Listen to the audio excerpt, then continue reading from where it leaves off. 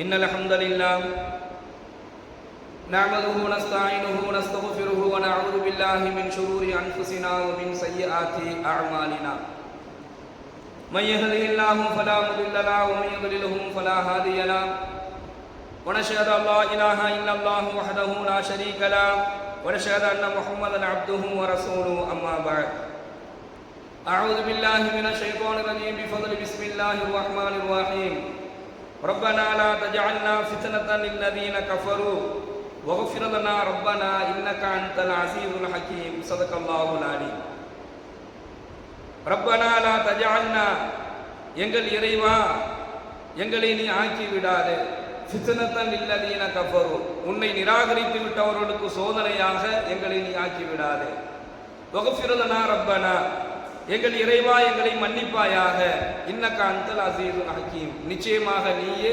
அறிந்தவனாகவும் ஞானமிக்கவனாகவும் இருக்கின்றாய். கண்ணியத்திற்குரிய அல்லாஹ்வின் நல்லடியார்களே, சகோதரர்களே, ரப்பனா இன்னக அன்தல் அஸீஸுல் ஹக்கீம். இந்த உலகத்துல யாருக்கிட்ட இருந்து எதை வேணாலும் நாம மறைச்சுக்கலாம். ஒரு கணவன் தன்னுடைய மனைவி இடத்துல அவர் எதை மறைக்கணும்னு நினைக்கிறானோ அதை மறைச்சிடலாம், மறைக்க முடியாம இல்லை. அதே போன்று குழந்தைகளிடத்துல, பெற்றோர்கள், உறவுகளிடத்துல, உடன் பிறந்தவர்களிடத்துல, நமக்கு நெருக்கமானவங்க, முக்கியமானவங்க இடத்துல ரகசியம் என்பதாக ஒவ்வொரு மனிதனுக்கும் ஏதாவது ஒன்று இருக்கும். அது நல்லதாக இருந்தால் பிரச்சனை இல்லை. அது தீயதாகவும் கெட்டதாகவும் இருந்துச்சு அப்படின்னு சொன்னா, ஒரு கெட்டதையோ ஒரு பாவமான காரியத்தையோ அல்லது மற்றவர்களுக்கு அநீதம் செய்யக்கூடிய ஒரு செயலையோ ஒருத்தர் தன்னுடைய ரகசியமாக வைத்துக் கொண்டிருந்தால் அது நிச்சயமாக அவருக்கு நல்லதை ஏற்படுத்தாது. அது ஏதோ ஒரு நிலையில அவருக்கு ஒரு தீங்காக அது முடிஞ்சிடும். எந்த ரகசியத்தை வேண்டாலும் யாருக்கிட்ட வேணாலும் நாம் மறைக்கலாம். ஆனா அல்லாஹ் சொல்றா, என்கிட்ட நீங்க மறைக்க முடியாது. அல்லாஹ்விடத்துல நாம எதையுமே மறைக்க முடியாது. நாம தனியாளாக இருந்தால் அங்கு இரண்டாவது நபராக அல்லாஹ் இருக்கிறான். நம்ம ரெண்டு பேரா இருக்கிறோம், ரெண்டு பேரா ஒருத்தவங்க தனியா இருக்கிறாங்கன்னு சொன்னா ஸல்லல்லாஹு அலைஹி வஸல்லம் அவங்க சொல்றாங்க, அங்கு மூன்றாவதாக உங்களுடன் அல்லாஹ் இருக்கிறான். நம்ம மூணு பேரா இருக்கிறோம், தனிமையில இருக்கிறாங்க அப்படின்னு சொன்னா அங்க நான்காவதாக உங்களோட அல்லாஹ் இருக்கிறான். 5 இருந்தா ஆறாவது அல்லாஹ் இருக்கிறான், 6 பேர் இருந்தா 7வது அல்லாஹ் இருக்கிறான். யாரு எங்க போய் நாம இருந்தாலும் அதுல ஒன்றாக இருந்தால் இரண்டாவதாக அல்லாஹ் இருக்கிறான், 3 இருந்தால் 4வதாக அல்லாஹ் இருக்கிறான். அப்ப அல்லாஹ்ட்ட நம்ம எதையுமே மறைக்க முடியாது. அதைத்தான் அல்லாஹ் இந்த இடத்துல சொல்றான், ரப்பனா இன்னக அன்தல் அஸீஸுல் ஹக்கீம். அப்ப அல்லாஹ்வினுடைய அந்த அல்லாஹ் அனைத்தையும் அறிந்தவனாகவும் அவனுடைய ஞானம் இருக்குது, அல்லாஹ்வினுடைய ஞானம் இருக்குது, அது ஆக உயர்வானது. மறுமையினுடைய விசாரணையில தான் அல்லாஹ் எப்படிப்பட்டவன் என்பதை நம்மளால தெரிஞ்சுக்க முடியும். அல்லாஹ் குர்ஆன்ல பதிவு செய்யறான், வலா யுலமுன ஃபதீலா, வலா யுலமுன ஃபதீலா, ஒரு துளி கூட நாளை மறுமை நாளையில அநியாயம் இழைக்கப்பட மாட்டார்கள். யாருக்குங்க? மறுமையினுடைய விசாரணைக்கு பின்னாடி யாருக்கிட்ட நியாயம் இருக்குது, யாருக்கிட்ட அநியாயம் இருக்குதுங்கக்கூடிய விசாரணையில் அல்ல. விசாரணை பற்றி சொல்லும் பொழுது வலா யுலமுன ஃபதீலா, யார் அநீதி இழைக்கப்பட்டார்களோ, இந்த உலகத்துல வாழும் பொழுது ஒருவரால் அநீதி இழைக்கப்பட்டிருப்பார், பொருளாதாரத்தை இழந்திருப்பார், சொத்தை இழந்திருப்பார், அவன் அதாவது தன்னுடைய சொத்து சுகம் பணம் காசு பொருளாதாரத்தை அநியாயமா ஒரு ஆள் புடிங்கிருப்பார்.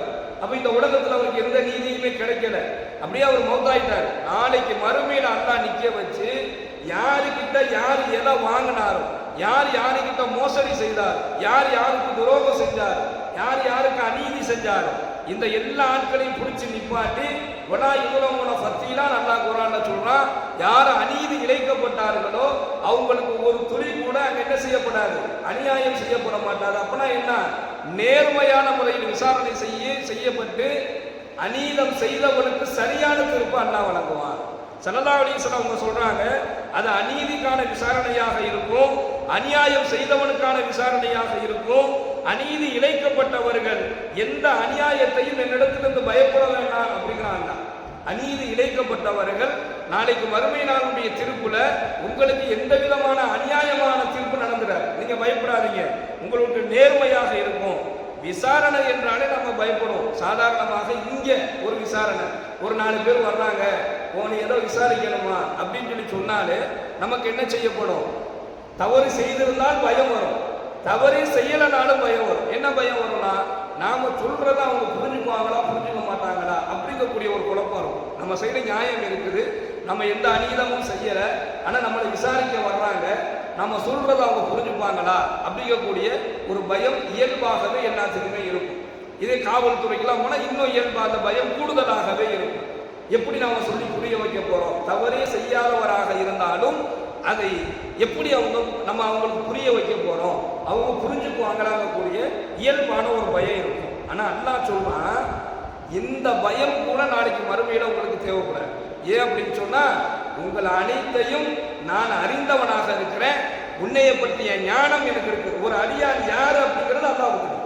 அவன் யாரு, அவன் எப்படிப்பட்ட, அவன் குணம் என்ன, அவன் என்ன செய்யப்பட்டான் உலகத்தில், அவனுக்கு யார் அநியாயம் செஞ்சதுங்கிறது எல்லாமே அல்லாஹ் அறிந்தவனாக இருக்கிறனால அதை பற்றி கூட நீங்க பயப்படாதீங்க அப்படின்னு அல்லாஹ் சொல்லிட்டு, அங்க நடைபெறக்கூடிய விசாரணையினுடைய தீர்ப்பு எப்படி தெரியுமா இருக்கும்?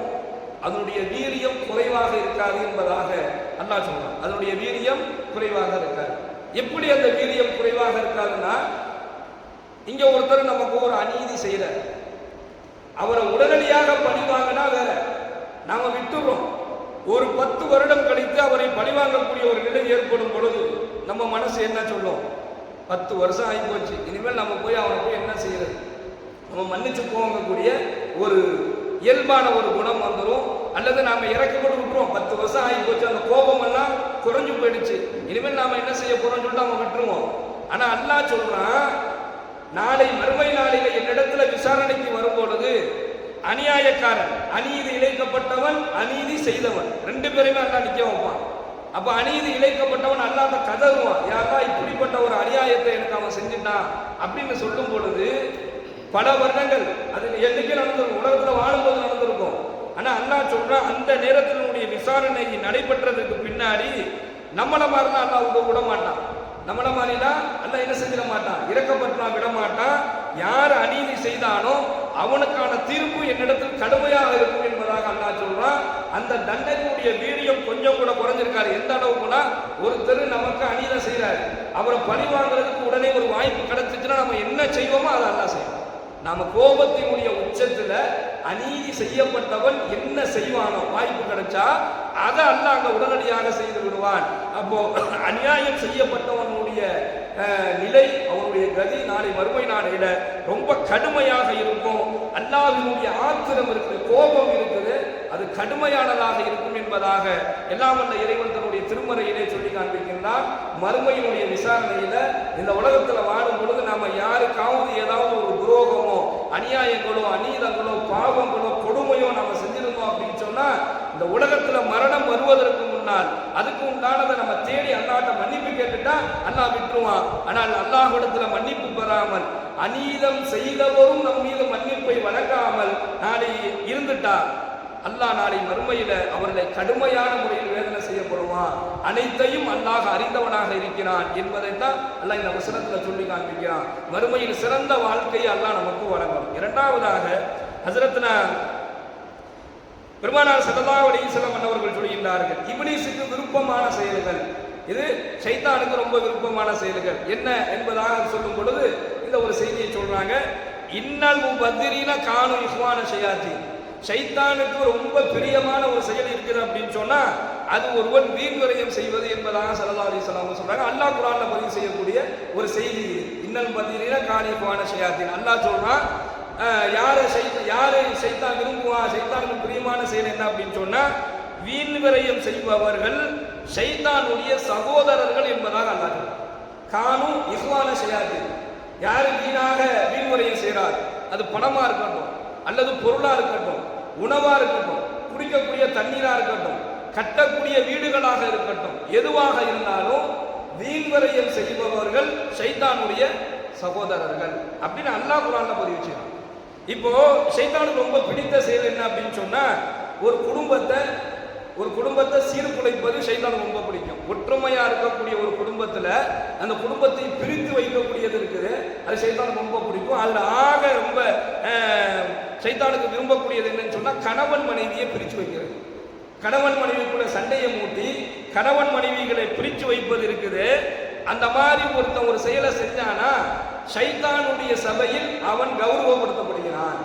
ஷைத்தான் என்ன செய்யறான், எல்லா ஷைத்தானையும் கூட்டி நிக்க வச்சு யார் ஒரு கணவன் மனைவியை பிரிச்சு விட்டானோ அவனை ஷைத்தான் கௌரவப்படுத்துறான். அந்த அளவுக்கு அவனுக்கு ரொம்ப பிடித்தமான. இன்னைக்கு இந்த திருமணத்தினுடைய துஆவை ஸல்லல்லாஹு அலைஹி வஸல்லம் சொல்லி தராங்க. நம்ம திருமணத்துக்கு போனோம்னு சொன்னா பாரக்கல்லாஹு லக வ பாரக அலைக வ ஜமா பைனகுமா ஃபீ கைர், இந்த துஆவை ஸல்லல்லாஹு அலைஹி வஸல்லம் கற்றுக் கொடுக்குறாங்க. அல்லாஹ் அவங்க இருவருக்கும் பரக்கத் செய்வானாக, வலதுபுறத்திலும் பரக்கச் செய்வானாக, இடதுபுறத்திலும் பரக்கச் செய்வானாக, மேலிருந்தும் கீழிருந்தும் உங்களுடைய இருவருடைய வாழ்க்கையிலையும் அல்லாஹ் உங்களுக்கு பரக்கச் செய்வானாக. இது ஸல்லல்லாஹு அலைஹி வஸல்லம் கற்றுக் கொடுத்த இந்த துஆ. இப்ப இந்த துஆ இருக்குது, இந்த துஆ அந்த மணமக்களுக்கு கிடைச்சிருச்சு அப்படின்னு சொன்னா எத்தனையோ பேர் போறோம், 1000 பேர் போய் துஆ செய்யறாங்க. இப்போ இந்த 1000 பேர் செய்யக்கூடிய துஆக்கள்ல அல்லாஹ் அந்த மணமக்களுக்கு கொடுத்துட்டான். அந்த மணமக்களுக்கு அந்த ஒரு பாக்கி அந்த துஆவினுடைய அந்த நிலையை அவங்க அடைஞ்சிட்டாங்கன்னா அவங்க குடும்ப வாழ்க்கை மிகவும் கண்ணியம் உள்ளதாக மாறப்படும். இப்போ இந்த துஆவில் இது திருமணங்கள், இந்த திருமணத்தில் அந்த துஆவை நமக்கு சொல்லிக் கொடுக்குறாங்க. அந்த திருமணத்தில் இந்த துஆவை பெறாத தம்பதிகளாக யார் மாறுறாங்க அதை பற்றி நமக்கு இஸ்லாம் சொல்லுது. ஸல்லல்லாஹு அலைஹி வஸல்லம் சொல்றாங்க, எந்த திருமணத்தில் ஆடம்பரம் பெரிதாக காட்டப்படுதோ, எந்த திருமணத்தில் வீண் விரயங்கள் பெரிதாக காட்டப்படுதோ அங்கே இந்த துஆ எடுபடாது என்பதாக ஸல்லல்லாஹு அலைஹி வஸல்லம் சொல்றாங்க. அங்கே இந்த துஆ என்ன செய்யறது? எடுபடாது. ஏன்னு சொன்னா இவன் ஷைத்தானுடைய சகோதரர்களாக மாறக்கூடிய வீண் விரயத்தை ஒரு திருமணத்தில் ஒருத்தர் நிலைப்படுத்துறார், ஆடம்பரம் பண்றார், நிறைய வீண் விரயம் செய்யறார். நம்ம சில திருமணங்கள்ல நம்ம பார்த்துருக்கோம், ரொம்ப பயங்கரமா இருக்கும், ஆடம்பரமா இருக்கும், பிரம்மாண்டமாக இருக்கும். அந்த மாதிரி பிரம்மாண்டங்களும் ஆடம்பரங்களும் வீண் விரயங்களும் உள்ள நுழைஞ்சிருச்சு அப்படின்னு சொன்னா அவனை சுத்தி ஷைத்தான் சூழ்ந்து கொள்ளும் பொழுது இந்த துஆ என்ன துஆ செஞ்சாலும் அந்த துஆவில் அந்த செய்யக்கூடிய அந்த மக்களுடைய உள்ளத்துல அந்த துஆவுடைய பவர் போயிடும். அந்த மக்களுக்கு அங்க என்ன தெரியும் சொன்னா அந்த திருமணத்தினுடைய பிரம்மாண்டங்கள் தெரியும், அந்த திருமணத்தினுடைய அந்த பிரம்மாண்டங்கள், இவர் செஞ்சு வச்சிருக்கக்கூடிய அந்த வீண்குறையமான அந்த பிரம்மாண்டங்கள், அவருடைய பெருமை, அவருடைய அந்த வீணான பெருமையும் ஆடம்பரமும் தான் அந்த மக்களுக்கு முன்னாடி ஷைத்தான் அழகுபடுத்தி காட்டுவானே தவிர துஆவுல மக்களுடைய ஈடுபாடுகள் போகுது. இன்னைக்கு திருமணம் செய்யும் பொழுது என் பிள்ளைக்கு நான் திருமணம் செய்யறேன், நான் நல்லா பண்ணணுங்க என்பதாக நினைச்சு வீண் விரயமாக செய்யப்பட்டு அந்த தம்பதிகளுக்கு கிடைக்கக்கூடிய துஆக்களுக்கு ஒரு இடையூறாக வீண் விரயமான செயல்கள், குறிப்பாக திருமணத்துல அந்த வீண் விரயமான செயல்கள் என்ன செஞ்சிருது உள்ள வந்துருச்சு அப்படின்னு சொன்னா அந்த மணமக்களுடைய வாழ்க்கையே பாதிப்புக்குள்ளாக்கப்படுறத பார்க்கிறோம். பிரம்மாண்டமா திருமணம் செஞ்சு 1 மாசம் 1 வருடத்துலலாம் அவங்க என்ன செய்யறாங்க, நீ எனக்கு வேணா நான் உனக்கு வேணாம் பிரிந்து செல்வதெல்லாம் நம்மளால பார்க்க முடியுது. அருமையான சகோதரிகளே, வீண் விரயம் என்பது ஷைத்தானுக்கு ரொம்ப பிடித்தமானது. வீடுகளிலும் சரி, நம்முடைய சொந்த பொருளாதாரங்களிலும் சரி, குறிப்பாக திருமணங்கள்ல வீண் விரயமாக செய்யக்கூடிய திருமணத்தை விட்டு நாம் தவிர்த்து கொள்வது நல்லது. அதுதான் அந்த குடும்பத்தினுடைய அந்த மணமக்களுடைய வாழ்க்கையில் அது ஒரு பரக்கத்தை ஏற்படுத்தும். எனவே வீண் விரயம் செய்யக்கூடியவனையும் நாளை மறுமை நாள் அல்லாஹ் கடுமையாக விசாரிப்பான் என்பதாக ஸல்லல்லாஹு அலைஹி வஸல்லம் சொல்றாங்க. அநியாயம் செஞ்சவனுக்கு எப்படி விசாரணை நடக்குமோ அதே மாதிரி வீண் விரயமாக எதையெல்லாம் இந்த உலகத்தில் வாழும் பொழுது ஒருத்தன் வீணாக விரயம் செஞ்சுக்கிட்டே இருந்தாலும் அதுக்கெல்லாம் அல்லாஹ் நாளைக்கு மறுமையில கணக்கு கேட்பான். அல்லாஹ் ரப்பனா இன்னக அன்தல் அஸீஸுல் ஹகீம், அனைத்தையும் அறிந்தவனாக இருக்கிறான். எனவே எல்லாம் வல்ல இறைவன் அவன் விரும்பிய வாழ்க்கையை வாழக்கூடிய ஒரு நல்ல நசீபை நம் அனைவருக்கும் தந்த அருள் புரிவானாக. வாயிரதவான அல்ஹம்துலில்லாஹி ரப்பில் ஆலமீன். அஸ்ஸலாமு அலைக்கும் வரஹ்மத்துல்லாஹி வபரகாத்துஹு. சுப்ஹானல்லாஹி வபிஹம்திஹி சுப்ஹானக்கல்லாஹும்ம وبحمدك ونشهد أن لا إله إلا أنت ونستغفرك ونتوب إليك. سبحان ربك رب العزة عما يصفون وسلام على المرسلين والحمد لله.